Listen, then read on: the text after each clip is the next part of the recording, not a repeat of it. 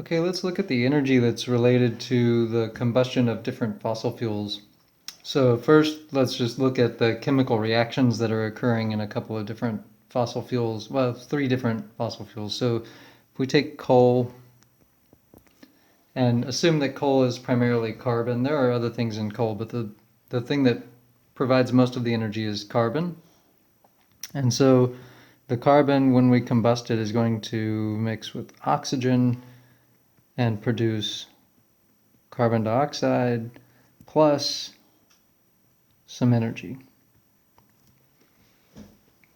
And so what we need to do is just make sure that the equation is balanced on this side. So on the left-hand side, I have 1 carbon and 1 carbon. So that's balanced. And I have O2, so 2 oxygens, and O2, 2 oxygens. So that's a balanced chemical equation. I don't need to do anything about it. For natural gas, it is primarily methane. And so we have CH4 gets combined with oxygen to produce CO2 plus water plus energy. And so we need to check that that equation is also balanced. And so we have 1 carbon and 1 carbon. We have 2 oxygen, 3 oxygen, but only 2 oxygen over here. So that's not balanced.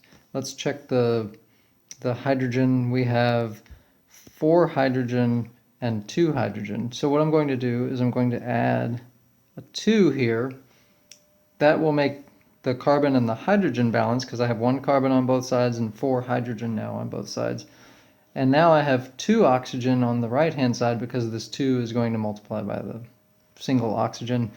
And I have 2 oxygen on the left-hand side, so that chemical equation is balanced. For the last example, let's look at octane, which is a large component of gasoline. And that is C8H18 that will combust with oxygen to produce CO2 plus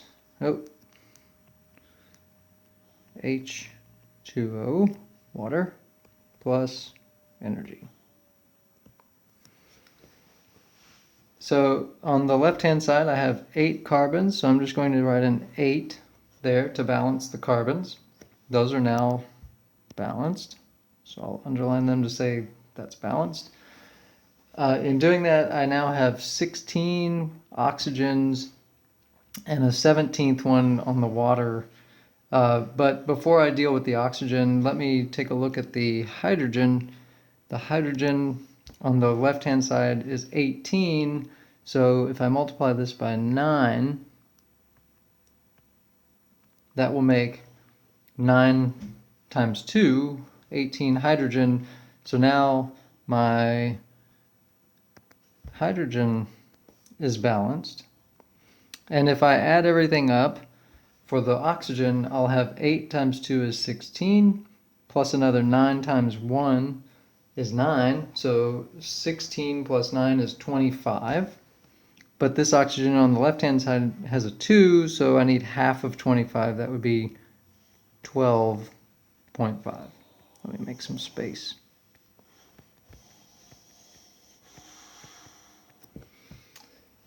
And so now that is a balanced chemical equation because I have the same amount of everything on the left as I do on the right. The energy doesn't have to go into balancing the chemical part of the equation, but it does have to balance the energy part of the. This is not only a chemical equation, but it's an energy equation. There's a conservation of energy between the left-hand side and the right-hand side. So we know from what I wrote up above that when carbon and oxygen mix, for every carbon So I guess one thing I should say is these numbers that are out in front of all of the chemicals are uh, the number of moles that go into the reaction. And so when I write down that there's 393 kilojoules,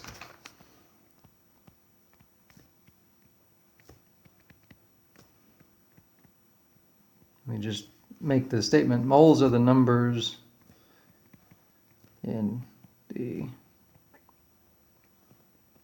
chemical equations. And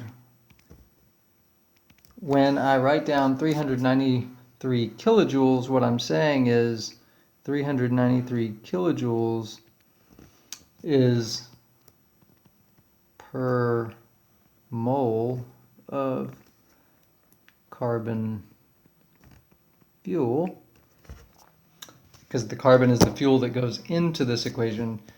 I could also say that 393 kilojoules,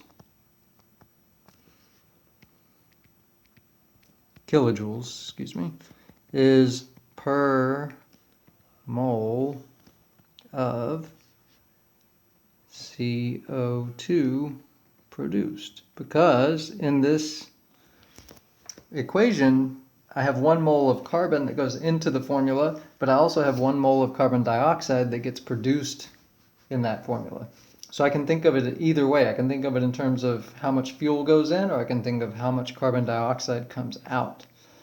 Now, this is only for the carbon part of the equation. In these natural gas and octane examples, we have hydrogen as well. And hydrogen, when it burns, is going to also produce energy. I should note that the carbon, when it becomes carbon dioxide, that's the most stable or the most likely thing to happen. It's also possible to produce carbon monoxide, which is a little less stable and would release energy, and it does happen. That's one of the reasons that we have catalytic converters on our cars, to get rid of the carbon monoxide and make it carbon dioxide. But we don't get the energy from that conversion of carbon monoxide to carbon dioxide because it's after the engine. And so what we really want is our engine to produce carbon dioxide from the octane fuel.